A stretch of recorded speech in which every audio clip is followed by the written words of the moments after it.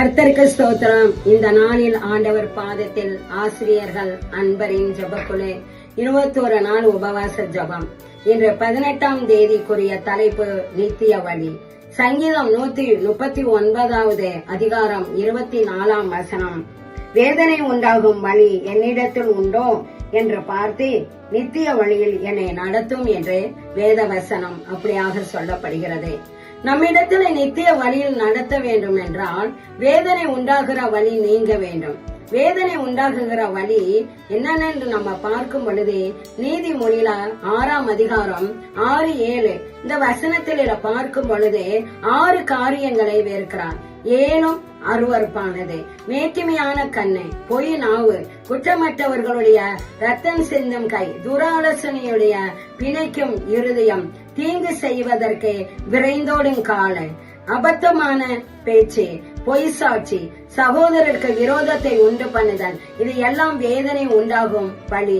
இதிலிருந்து நாம் விடுதலை பெற வேண்டும். நித்திய வழியில நடக்க வேண்டும் என்றால் சங்கீதம் 51:7வது வசனத்துல நம்ம பார்க்கும்போது வேதத்தை இருதயத்துல பதிக்க வேண்டும்.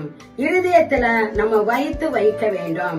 இத வைக்கப்பட்ட இந்த வேத வசனத்தை யோவான் 1:8 சொல்லுது, இரவும் பகலும் தியானிக்க வேண்டும். வேத வசனத்தை நம்ம தியானிக்கும் பொழுதே ஆண்டவர் நம்மளுடைய வாழ்க்கையில இருக்கிற ஆண்டவர் குற்றங்களையும் வேதனை உண்டாகுகிற வழியையும் நீக்கி போடுகிற தேவனாய் இருக்கிறார். இரவும் பகலும் அவருடைய வேதத்துல நம்ம தியானம் பண்ண வேண்டும்.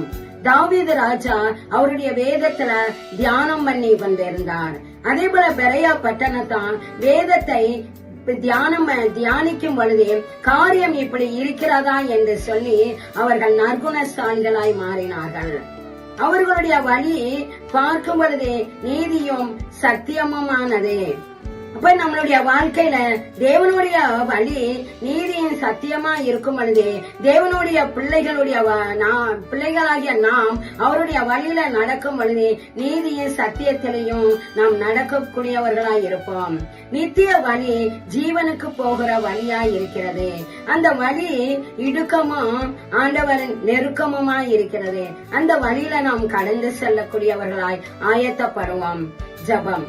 இந்த நாளில ஆண்டவரே அப்பா, வேதனை உண்டாகுகிற வழி இதோ ஆண்டவரை எங்களிடத்துல இருந்தா அதிலிருந்து நாங்கள் விடுதலை ஆகணும் அப்பா. அப்பா அம்மை ஸ்தோத்தரிக்கிறோம் ஆண்டவரே.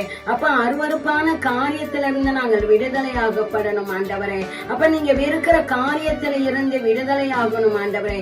மேட்டிமையான கண்ணு, பொய் நாவு, குற்றமற்றவர்களுடைய ரத்தம் சிந்து கை, துராலோசனைய பிணைக்கும் இருதயம், ஆண்டவரை தீங்கு செய்வதற்கு விரைந்தோடுகிற காலை, அபத்த பேச்சு, பொய் சாட்சி, சகோதரர்களுக்கு விரோதத்தை உண்டு பண்ணுகிறது. இது எல்லாம் எங்களை விட்டு ஆண்டவரை வெளியேறும்படியாகவும் ஆண்டவரை அப்பா எங்களை நித்திய வழியில எங்களுக்கு நடத்துங்கப்பா. ஆண்டவரை நித்திய வழி ஜீவனுள்ளதா இருக்கிறது.